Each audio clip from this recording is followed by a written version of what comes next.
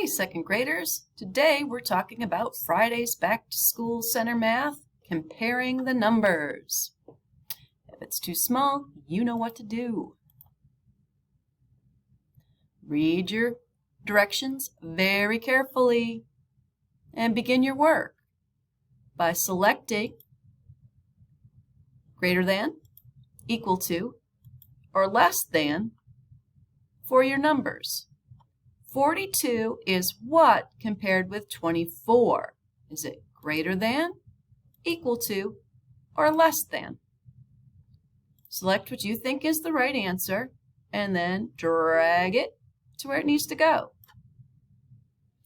Again, if it's not quite where you want to, you can use your arrow keys to go back and forth and up and down. And as you can see, unlike yesterday, you still have these. So you can select the same one over again when you need it more than once. Remember to scroll down to finish everything out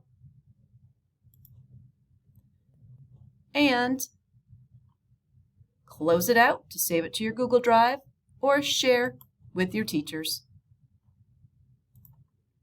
I know you're going to do great. Have a great day.